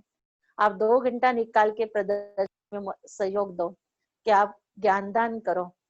पर उस घड़ी वो चांस मिला और उस घड़ी हमने कोई बहाना कर दिया होगा, आज वो चांस कहाँ मिलेगा? वो तो गए दिन का वो चांस था। आज कौन आपको कह रहा है कि प्रदर्शनी में चलो, और कौन आपको कह रहा है कि आज ये ज्ञानदान की सेवा करो? तो आज हम देखते हैं कि हमने जो गवाया हुआ चांस है, दोबारा हमको कब मिलेगा इसकी संभावना नहीं होती है। इसलिए जो भी चांस मिले हैं उसको लेकर के जो मैंने अपना भाग्य बना दिया, तो उसके लिए अपने आप के लिए कह दे कि वाह रे आत्मा वाह। और जो अभी मुझे लेना है उसके लिए भी मुझे अपने आप को तैयार करना है कि अभी जो भी बाबा मनसा वाचा जो भी मुझे सेवा का मौका दे, इनको मुझे अपने जीवन के लिए यादगार पलों के रूप में इसको बना देना है। ये सेवा नहीं है, मेरे जीवन के लिए एक श्रेष्ठ यादों में पिरोने वाली ये बात हो जाएगी। तो ऐसी सुंदर घड़ियों को हम सफल करें। वर्तमान समय हम मनसा के द्वारा विशेष पुरुषार्थ करते हुए अपनी मनसा को बहुत ऊंची और श्रेष्ठ बनाए, और जितनी श्रेष्ठ हमारी मनसा की स्थिति होंगी उतना ही हम बाबा के मिलन का सुखद अनुभव कर सके। अब तो खुला ओपनली बाबा मिलन के लिए हमें छुट्टी मिली हुई है। हम अपने अव्यक्त स्थिति के द्वारा, श्रेष्ठ संकल्पों के द्वारा और सारा दिन हम बाबा के साथ मिलन बना सकते हैं। तो आप सभी इस समय को सफल कर रहे होंगे और भी सफल करते रहेंगे। इन्हीं शुभ आशाओं के साथ आज हम आपसे छुट्टी लेते। ओम शांति। ओम शांति दीदी, अभी आपको छुट्टी की इजाजत नहीं है। अभी हमारे जो भाई बहने हैं वसंत कुंज और द्वारका सेंटर से कनेक्टेड, हमारे सारे भाई बहने इस पे जुड़े हुए हैं। कुछ जूम पे हैं और कुछ यूट्यूब के माध्यम से आपको देख रहे हैं और आपसे मिलन मना रहे हैं अव्यक्त रूप में। तो आप सब आपके साथ क्वेश्चन आंसर की फॉर्म में इंटरेक्ट करना चाहते हैं। और सबसे पहले तो मैं आपका थैंक्स करूंगी। आपने तो आज कहते हैं ना, सागर को गागर में भर दिया है इतने छोटे छोटे पुरुषार्थ के टिप्स बता के। और अभी भी लग रहा है कि हम आपको सुनते जाएं और इन छोटे छोटे टिप्स को अपने पास रखते जाएं। तो थैंक यू दीदी, बहुत ही सरल, बहुत ही दिव्य शब्दों में आपने हमें बाबा के महावाक्य भी सुनाए और अपने प्रोजेक्ट वर्तमान पल बने यादगार कल, तो कैसे हम यादगार बना सकते हैं वो बताया। तो सबसे पहले हमारे बीच में अजय शंकर गुप्ता भाई जी हैं जो आपसे क्वेश्चन करना चाहते हैं। तो मैं भाई जी को आमंत्रित करती हूँ, अनम्यूट करके आपसे क्वेश्चन पूछें। दीदी ओम शांति। ओम शांति। मैं क्वेश्चन नहीं, पहले तो मैं आपको बहुत धन्यवाद देना चाहूंगा और दीदी सरोज को, पूनम को और एकता दीदी को, कितना अच्छा अरेंज किया प्रोग्राम आपका। हम आपसे यहाँ पहली बार मिले, बड़ी खुशी हुई। बॉम्बे में आपके सेंटर की हमने सेवा ली है, रेलवे में लोको सेड में, और मैं गायत्री बहन कोलाबा और बोरीवली दिव्या बहन के संपर्क में था। दूसरा एक सेक्शन सरोज दीदी से है, हम मन से तो सेवा कर रहे हैं लेकिन बाबा ने जो आज किया है कि विनाश के पहले सबको बाप का परिचय देना है, तो हम सब द्वारका सेंटर में मिलके दीदी से गाइडेंस में हम लोग कुछ फिजिकली भी द्वारका की और सबकी सेवा करें और सबको मैसेज दें कि बाप का परिचय कैसे मिले। ओम शांति। बाबा का परिचय देने की विधियां तो समय समय पर परिवर्तन हो ही रही है। अभी तो जैसे ये साइंस के साधन जो है वही परिचय देने का भी वर्तमान समय पर माध्यम बना हुआ है, और जितना हम इन साधनों से भी बाबा का संदेश दे सकते हैं।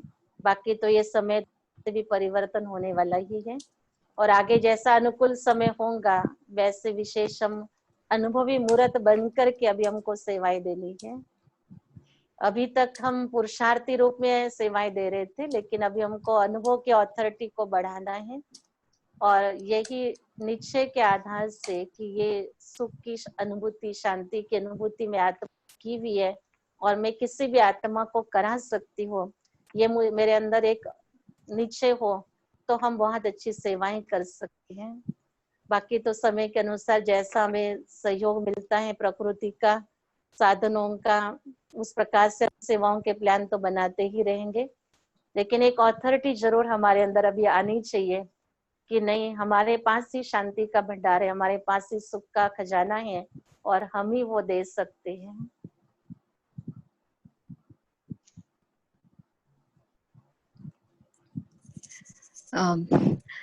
थैंक यू दीदी, थैंक यू। मैं समझती हूँ आप संतुष्ट हुए होंगे।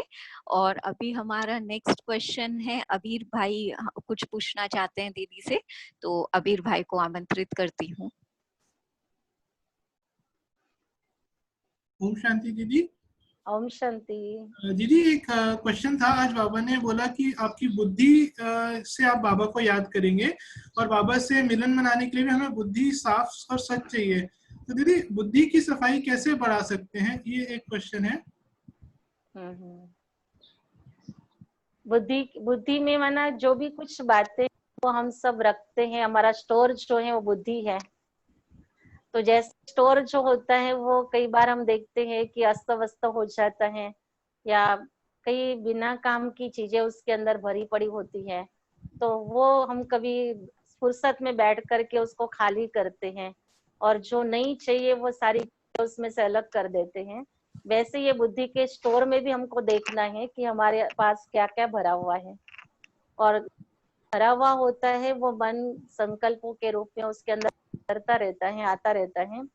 तो वो हमें चेक करना है कि ये मेरे सारा बुद्धि के स्टोर में जो भरा हुआ है उसमें चीजें ऐसी जो मेरे संगमयोगी जीवन के लिए बिल्कुल ही काम की नहीं है, तो उसको मुझे अपने स्टोर में से निकाल देना है। और वो रहेगी नहीं मेरे पास, तो मेरे पास आएगी भी नहीं, और उसके कारण जो भी बात हम अपने मन में रखते हैं वो बात कभी न कभी हमारे संकल्पों के रूप में जो आती है, बुद्धि में से संकल्पों के रूप में आने के बाद वो एक वाइब्रेशन क्रिएट कर देती है। तो उसके लिए हमें अपने बुद्धि को साफ करना, माना वही देखना है कि बाबा के महावाक्य के सिवाय मेरे बुद्धि में क्या क्या भरा हुआ है। जो बुद्धि का भोजन है वो बाबा के महावाक्य है, मुरली है। अगर इस भोजन के अलावा मैंने कुछ खाया तो वो मेरे बुद्धि के स्टोर में अनावश्यक चीज के रूप में चले हैं। तो ये बहुत सहज है, हम अपने आप को देख सकते हैं कि आज मैंने कौन सी ऐसी बात ग्रहण कर ली, कौन सी बात ऐसी सुन ली, कौन सी बात अपने बुद्धि में मैंने आने दी, सुनने के बाद भी उसको मैंने क्या किया, सुना अनसुना किया या काम की चीज समझ के अपने अंदर ले ली है, और वो मेरे संगमयुगी जीवन के लिए बिल्कुल काम की नहीं है, श्रीमत के अनुसार भी नहीं है। तो बातों पर हमें बहुत अटेंशन रखना होता है, और ये अटेंशन उसी घड़ी रखा जाए तो बहुत अच्छा है, क्योंकि बाद में तो वो एक बार अंदर स्टोर में चली गई तो उसको हम देखेंगे ही नहीं कि मैंने स्टोर पर रख दिया है करके। और जब स्टोर में रखी हुई चीज है तो वो कभी ना कभी तो काम करेगी ना अपना, इसलिए मुझे उसी घड़ी देखना है कि मुझे अपने स्टोर में लेके नहीं जाना। ये बात मेरा बुद्धि का जो खजाना है वही खजाना मेरे बुद्धि के अंदर आवे। तो ये संगत में हमें तो बाबा ने समझा दिया ना कि बच्चे आपके बुद्धि का भोजन जो है ये मुरली है। जी दीदी, थैंक यू दीदी। अभी हमारे बीच में सुमिता बहन है। सुमिता बहन wants to ask a question with दीदी। ओम शांति दीदी। ओम शांति। मेरा दीदी क्वेश्चन था, आपने आज बताया 5 चीजों पे हमको कंट्रोल करना है। जी। बुरा नहीं देखना, बुरा नहीं सुनना, बुरा नहीं बोलना, बुरा नहीं सोचना, बुरा नहीं देखना, ये सब। ये चीज हम लोग बचपन से ही सुनते आ रहे हैं, हमें बताई जा रही है, लेकिन फिर भी जाने अनजाने ये गलतियां होती ही हैं। तो ये गलतियां हमसे ना हो, इस पे थोड़ा और रोशनी डालें तो प्लीज हम सबके लिए हेल्प रहेगी। ये जो 5 बातें जो बाबा ने बताई है ना, हम आत्माओं को लक्ष्य मिला हुआ है कि हमको प्योर बनना है। जैसे हमने योगी बनो, पवित्र बनो, ये अपने जीवन के लिए अपनाया है। और जैसे योगी पवित्र जीवन जो है मेरी, वो अपवित्र बनने का कारण यही 5 बातें हैं कि मेरी पवित्रता को खराब करने के लिए कहीं बुरा देखा, बुरा सुना, तो जैसे अच्छी चीज में कोई बुरी चीज, खराब चीज आ जाए तो जरूर है वो इम्प्योर हो जाती है। तो उसमें भी विष का एक बूंद पड़ जाता है तो कहते वो भी पूरा विष बन जाता है। तो ऐसी में आत्मा को पवित्र बनने का श्रेष्ठ संकल्प स्वयं परमात्मा ने भी दिया, मैंने भी स्वखुशी से लिया कि मुझ आत्मा को स्वच्छ पवित्र बनना है, जैसे मैं आत्मा ओरिजिनल स्वरूप में थी। तो उसमें ये जो बुरा देखना, बुरा सुनना, ये उस प्रकार एक प्रकार की इम्प्योरिटी है जो हमारे आत्मा के अंदर आ जाती है। तो इसको देखते हुए भी नहीं देखना, अगर कोई चीज का इम्पोर्टेंट हमारे मन में नहीं होता है तो हम उसको देखते ही नहीं है। अगर इंटरेस्ट अंदर में होता है तो ही हमको उस प्रकार से हम देखते हैं और वो बात हमारे अंदर बुराई के रूप में जाती है। अगर हमारे जीवन के अंदर ये समझ है कि ये चीजों से मेरा कोई कनेक्शन ही नहीं, मुझे कोई मतलब ही नहीं है, अगर आज हम पिक्चर देखने ही नहीं जाते तो हम पिक्चर का पोस्टर क्यों देखेंगे, हमको कुछ कनेक्शन ही नहीं उस चीज का, तो हमें बुरा देखना भी नहीं है, तो बुरा सुनना भी नहीं है। तो ये जब बातें हमारे अंदर से अगर पुरुषार्थ की शुरुआत होती है, अंदर में अपने पक्का कर लिया है कि मेरा यही वो जीवन है, योगी जीवन, मेरा यही वो पवित्र जीवन है, और मेरे इस जीवन के लिए इन चीजों के लिए तो चीजें चाहिए ही नहीं, जरूरत ही नहीं है। तो जिसमें से मेरा इंटरेस्ट खत्म हो जाएगा वो चीज मेरे से अपने आप ही दूर हो जाएगी। तो सबसे पहले मुझे देखना है कि मेरा इंटरेस्ट क्यों जा रहा है उसके अंदर, और वो इंटरेस्ट जाता है, हम चाहते हैं नहीं जाना चाहिए लेकिन फिर भी जा रहा है, तो जरूर है मेरा पास्ट का कोई ऐसा संस्कार बना हुआ है जो संस्कार मेरे से वो काम करवा रहा है। तो बाबा ने कहा इस का जो एक सूक्ष्म बीज जो है वो भी एक मेरा एक थॉट ही था जिसने ये संस्कार का एक रूप बना लिया है। तो उसका जो बीज है, उसका जो एक संकल्प है, वो संकल्प रूपी बीज को ही मुझे खत्म करना है। और उसके लिए बाबा ने कहा आपको ज्वाला स्वरूप में योग में बैठना पड़ेगा, और वो ज्वाला स्वरूप की स्थिति में आप इस संकल्प के बीज को भस्म कर सकते हो, ताकि वो संस्कार भी आपका जो आपको विघ्न डालता है वो खत्म हो जाएगा। तो हमारी अभी दुनिया ही अलग है, और हम जिस दुनिया में जी रहे हैं उस दुनिया के संबंध में हम सोचना शुरू करें, उसी की सुंदरता के लिए हम सोचे कि ये मेरी जीवन और कैसे सुंदर बने। अगर उस सुंदरता को हम कोई चीज को हम सजा रहे हैं, सजाते सजाते अगर कोई कीचड़ डाल देवे, कोई गंदगी डाल देवे, तो हमारी सारी सजावट खराब हो जाएगी। तो वैसे ये सोचो कि मैं अपनी जीवन को सजा रही हूँ, मैं अपनी मूर्ति को बना रही हूँ, और इस मूर्ति पर अगर कोई कीचड़ डाल देवे तो ये मूर्ति कैसी हो जाएगी। तो वैसे मैं भी स्वयं मूर्ति बन रही हूँ ना, तो मुझे ये सब पांचों बातें जो है ना एक प्रकार से मेरे लिए कीचड़ है, ये मुझे अपने ऊपर डलवाना नहीं है, डालना भी नहीं है। ठीक है बहन। थैंक यू दीदी। मैं समझती हूँ आपने बहुत सारे एक ही क्वेश्चन के आंसर में बहुत सारे प्रश्नों का उत्तर दिया है। अभी हमारे बीच में डॉक्टर प्रीतम बहन है जो आपसे क्वेश्चन करना चाहते हैं सूक्ष्म आलस्य के ऊपर। सो डॉक्टर प्रीतम बहन को मैं इनवाइट करती हूँ। ओम शांति दीदी, सुनाई दे रही? हाँ जी सुनाई दे रही आवाज। दीदी आपसे पूछना था कि जो सूक्ष्म आलस्य की बात बाबा ने आज कहा है, सो थोड़ा सा एग्जाम्पल से उसको थोड़ा सा और एलैबोरेट कर देंगे आप, और पता कैसे चले कि सूक्ष्म है और जी सूक्ष्म नहीं है। तो आज वर्तमान समय हम देखेंगे ना, हम बाबा के बच्चे अभी बड़े बड़े बातों को समझ गए हैं, मोटा आलस हमको पता चल गया है, लेकिन सूक्ष्म जो है वो सूक्ष्म रूप से ही है, क्योंकि हमारा पुरुषार्थ जैसे हम सूक्ष्म पर लेके जा रहे हैं, तो हमारे पास पेपर भी जो आएगा वो सूक्ष्म ही होकर के आएगा। तो ये जो सूक्ष्म है वो हमारे थॉट्स के अंदर होगा। हम अपने आप में देख सकते कि मेरे थॉट्स कैसे हैं, और अपने ही थॉट्स को हम देख करके ही समझ सकते हैं कि कहाँ आलस छिपा हुआ है, क्योंकि ये आलस और कहीं बाहर में नहीं है, मेरे ही अपने थॉट में है। मैंने ही अपने थॉट को क्रिएट किया हुआ है, और वो मैंने क्रिएट जब किया तब मेरे अंदर जरूर सूक्ष्म में देह की अनुभूति थी, देह का भान था, और उस देह भान के कारण वो मेरे अंदर क्रिएट हो गया है। तो जब हम बॉडी कॉन्शियस में आ गए हैं तो ही हमारे अंदर ये स्थिति पैदा हो जाती है, क्योंकि बाबा कहता है कि बच्चे थोड़ा सा भी माया को जगह मिल जाती है ना, थोड़ी जाती है, तो वो जैसे हमारे पास आने की कोशिश करती है। तो सूक्ष्म आलस में माना ये बाहर किसी को नहीं पता चल रहा है आलस कर रहे हैं, लेकिन अंदर से वो हमें महसूस होता है कि ये मेरा आलस है, मेरा अपने ऊपर अटेंशन नहीं है, मेरा अपने संकल्पों पर अटेंशन नहीं है। हाँ, जैसे आज हम जो कार्य हमें करना है तो हम सोचते हैं कि ये कार्य और भी दूसरा कोई कर लेवे, लेकिन जब हम देखते हैं कि जहाँ कोई अच्छी प्राप्ति होती तो वो प्राप्ति वाला कार्य तो हम खुद ही कर लेते ना। लेकिन यह आलस में सूक्ष्म में आता है तो हम कहते ठीक है ये आप भी कर सकते, आप भी कर लो। तो वास्तव में देखा जाए बाबा ने ये हमको सिखाया कि जो कर्म मैं करूं मुझे देख के और करेगा, मुझे वो कर्म करना है और उनको उसमें साथी बनाना है उस कर्म के अंदर, तो मेरा आलस नहीं रहेगा। लेकिन हम आलस के वश क्या करते कि वो दूसरे को करने के लिए बोलकर हम फ्री हो जाते हैं। तो हमें उस घड़ी फ्री नहीं होना है, लेकिन हमको भी उस कार्य अपने आप को किसी न किसी रूप से जुड़ाना है। अगर हम नहीं जुड़ते उस कार्य से और अपने आप को फ्री करते ही हमारा एक सूक्ष्म आलस का ही रूप हो जाता है।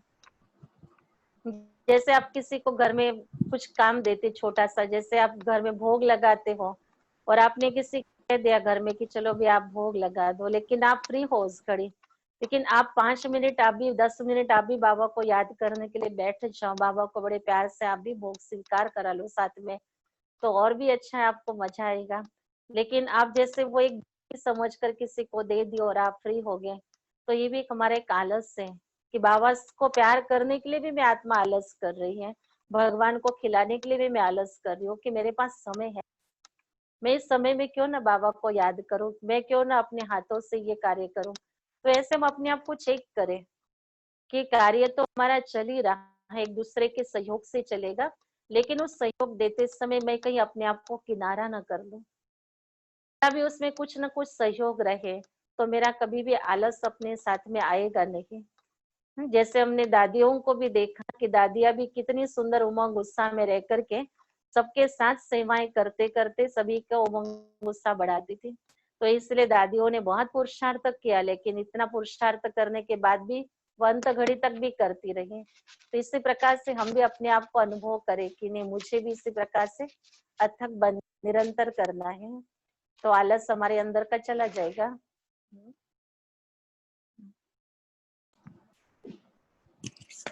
थैंक यू दीदी, थैंक यू सो मच। बहुत सूक्ष्मता से आपने ये स्पष्ट किया हमें। और अभी मीनू बहन हमसे ये एक प्रश्न पूछना चाहते हैं और ये लास्ट क्वेश्चन है, तो मीनू बहन आपको मैं आमंत्रित करती हूँ।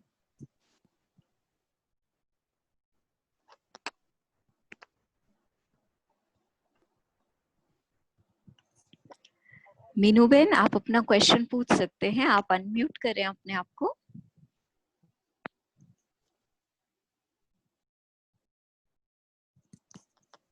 मीनू बहन,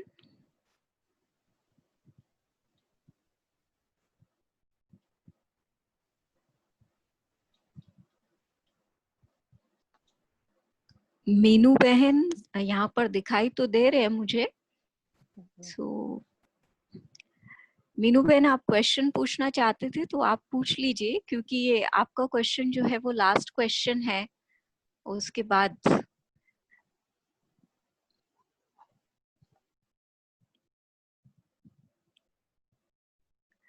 आई थिंक उनका नेट में कुछ प्रॉब्लम आ रहा होगा। सो मैं मीन टाइम में सरोज दीदी से रिक्वेस्ट करूंगी जी कि दीदी आप 2 शब्द कहें आज के इस कार्यक्रम के बारे में।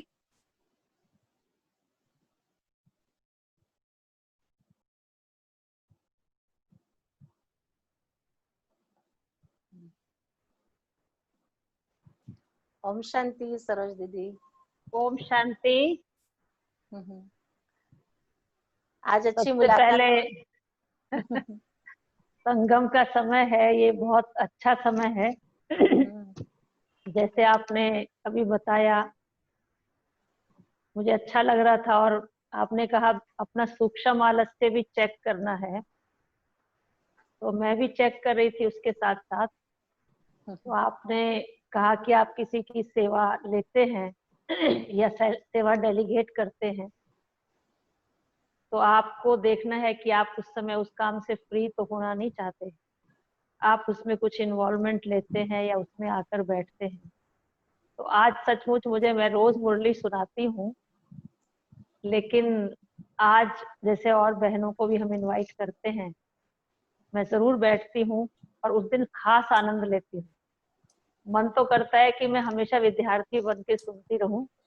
विद्यार्थी तो हम तब भी हैं जब हम सुना रहे होते हैं, लेकिन जितना मजा सुनने में आता है और उसको सुनते जाएं, अपने में समाते जाएं और अपनी चेकिंग करते जाएं कि कितनी गहन बातें हमारी अनुभवी बहनें अपने में संजोए हुए हैं।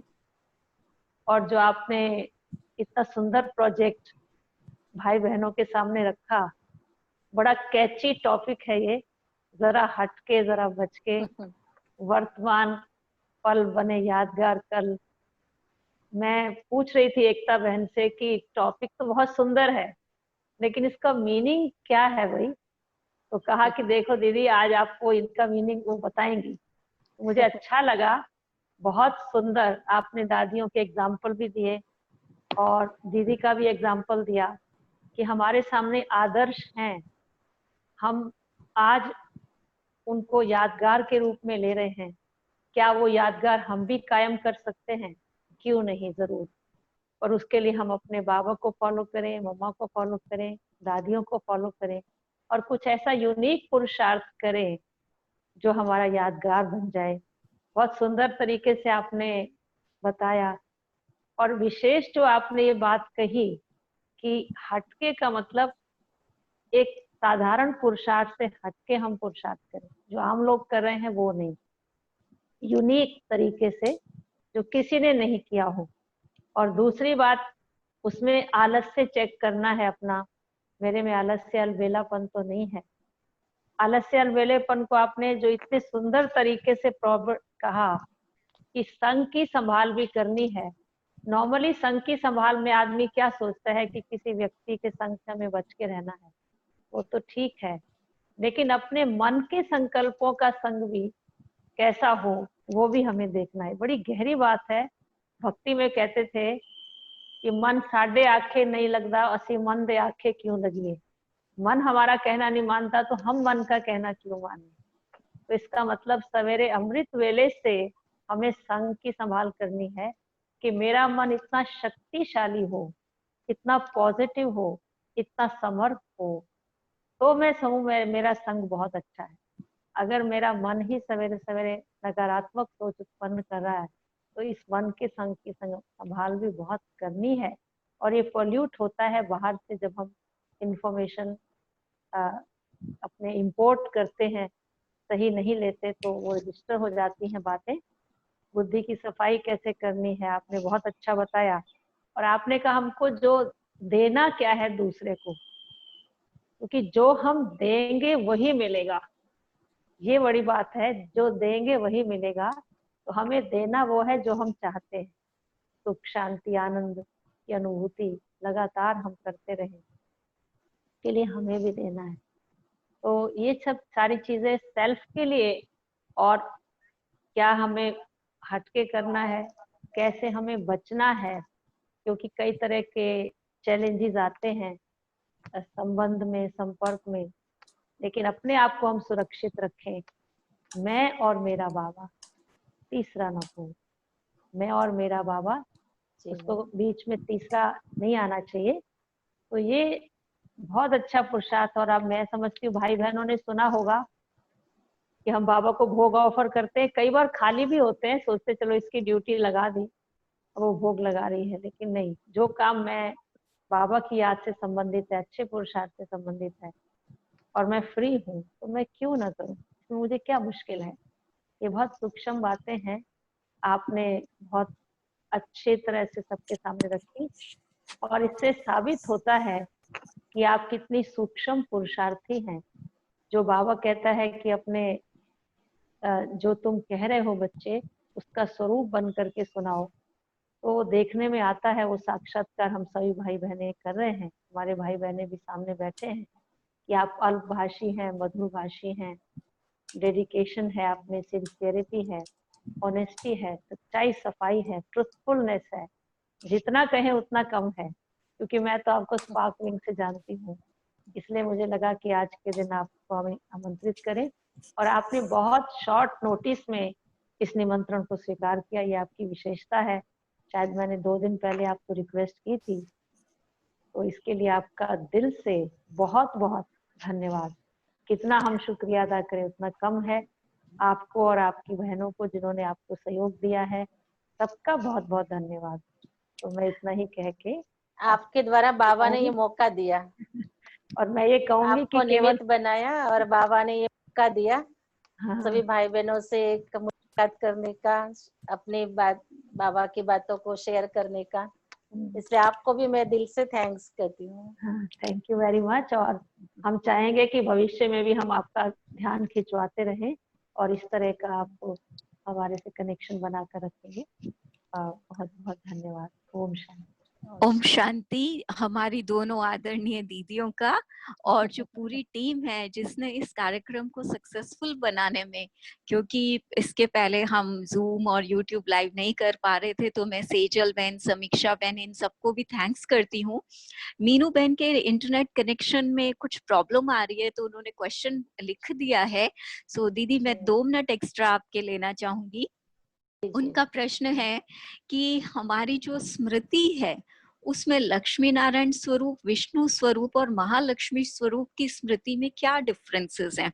हम मतलब इन तीनों स्वरूपों को किस प्रकार अपनी स्मृति में रखें? क्या अलग अलग है या एक को ही रखने से तीनों का हो जाएगा? कैसे होगा ये? महालक्ष्मी और विष्णु, महालक्ष्मी, विष्णु और लक्ष्मी नारायण स्वरूप। अच्छा अच्छा। हाँ, क्योंकि लक्ष्मी नारायण भी कंबाइंड है, विष्णु चतुर्भुज भी कंबाइंड है और महालक्ष्मी को भी 4 भुजाएं दिखाई जाती हैं, तो शायद इसलिए इनका ये प्रश्न आया है। तो आप इसके ऊपर थोड़ा प्रकाश डालें। देखो, है तो तीनों एक ही बात, लेकिन थोड़ा तो हम कहते अलग दिखाएं तो कुछ तो अलग अंतर भी होगा। तो जैसे लक्ष्मी नारायण को हम देखते हैं, लक्ष्मी नारायण हमारा लक्ष्य ही बना हुआ है, तो वो एक तो विश्व महाराजा महारानी के रूप में हम देखते हैं उनको, और सेकंड जो उनका कंबाइंड स्वरूप देखते हैं विष्णु का, तो उसमें विष्णु के साथ श्री लक्ष्मी कंबाइंड है, और श्री लक्ष्मी स्वरूप देखते हैं जिसमें विष्णु और श्री लक्ष्मी कंबाइंड है।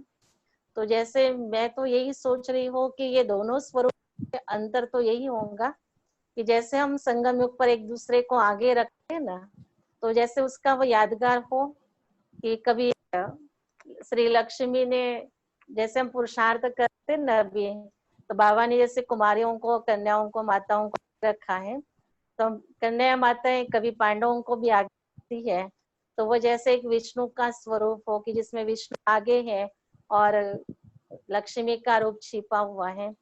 तो किसमें महालक्ष्मी में महालक्ष्मी का रूप आगे है, तो उसमें विष्णु का रूप छिपा हुआ है। तो जैसे हम देखते हैं कि पांडव शक्तियों को आगे करते, क्योंकि भगवान ने कहा है, परमात्मा ने कहा है, तो वो उनको आगे रख करके खुद उसमें वो बैकबोन हो जाते हैं। तो इसी प्रकार के संगम युग के हमारे कर्तव्य के पार्ट के यादगार बने हुए हैं, और इन यादगारों को प्रैक्टिकल संगम युग में देख रहे हैं, अनुभव कर रहे हैं। इसी प्रकार का संगम का ये पार्ट चल रहा है। और जब हम दोनों भी, श्री लक्ष्मी, श्री नारायण, दोनों अपने अपने स्वस्थिति में, अपने स्वराज अधिकारी की स्थिति में स्थित हो, तो वो लक्ष्मी नारायण की यादगार हो गई। थैंक यू दीदी, आपने बहुत ही सिंपल तरीके से और बहुत ही सहज आंसर देकर इस प्रश्न को क्लियर कर दिया है कि और हमें हमारे कर्तव्य की यादगार दिला दी है। Thank you so much. तो मैं हमारी दोनों आदरणीय दीदियां जो कि सरलता, दिव्यता, ज्ञान, धारणा इनकी मूर्ति हैं, उन सब उनको धन्यवाद करती हूँ कि आज हमारा जो दिन है वो सुबह से ही इन शुद्ध श्रेष्ठ संकल्पों में अब रमण करे और छोटी छोटी बातों पे हम और ज्यादा गहराई से अटेंशन देके अभी ये जो समय है इसको ही हम अपना यादगार बनाना शुरू करें, क्योंकि अंत में पूज्य उन्हीं की होगी जो अपनी यादगार कायम करेंगे। तो आप सब इन दोनों दीदियों के सामने बाप दादा को साक्षी रखकर अपना लक्ष्य रखें कि आप सबको विशेष क्या करना है। यही हमारा आज की क्लास के लिए रिटर्न रहेगा। जो हमारी दीदियों ने हमारे लिए इतनी मेहनत की, और ऐसा लगता है कि दीदी कहीं दूर नहीं, हमारे साथ ही बैठे हुए हैं। इन साइंस के साधनों से हर चीज बिल्कुल पास ही महसूस होती है, कुछ भी दूरी तो रही नहीं है। तो थैंक यू दीदी, आपने इतना समय हमें दिया, थैंक यू सो मच। और आप बार बार हमें मिलते रहें, हमारे साथ जुड़े रहें, हम तो यही चाहते हैं जी। ओम शांति। अभी 2 मिनट हम बाबा की याद में बैठेंगे और उसके बाद हम छुट्टी लेंगे।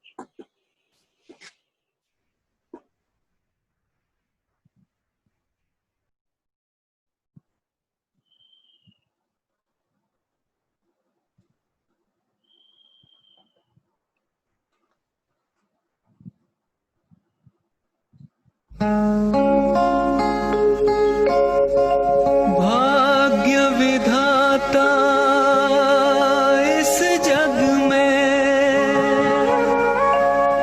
भाग्य बनाने आया। ब्रह्मा ने अपने बच्चों को शिक्षाओं से सजाया। मीठे बच्चों, प्यारे बच्चों, ज्ञान की राह है न्यारी। मीठे बच्चों, प्यारे बच्चों, ज्ञान की राह है न्यारी। शिव पिता ने दी है तुमको, शिव पिता ने दी है तुमको श्रीमत कितनी प्यारी, श्रीमत कितनी प्यारी। मीठे बच्चों, प्यारे बच्चों, मीठे बच्चों, प्यारे बच्चों।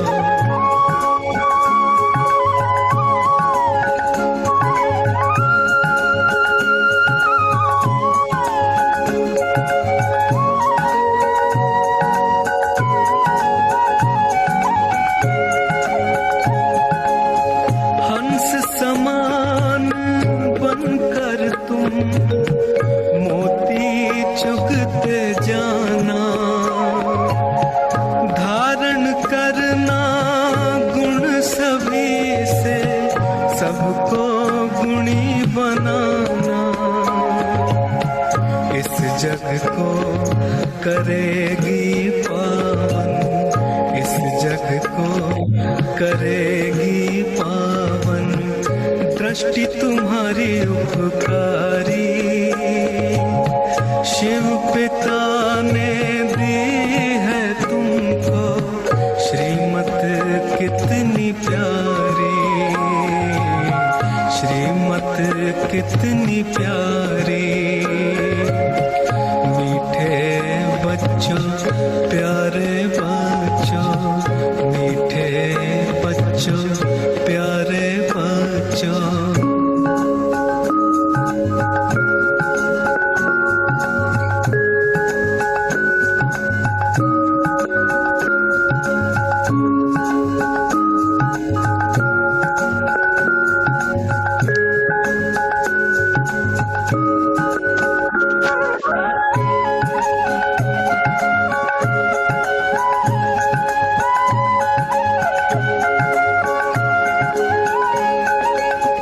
संगम युग का वर्षा यही है, शिव से मिलन मनाना।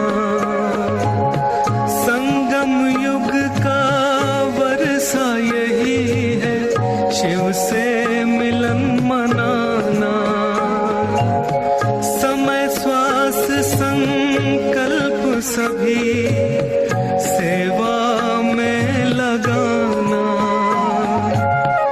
पवित्रता बरसाए जग में, पवित्रता बरसाए जग में। फरिश्ता झलक तुम्हारी, फरिश्ता झलक शिव पिता ने दी है तुमको, शिव पिता ने दी है तुमको श्रीमत कितनी प्यारी, श्रीमत कितनी प्यारी।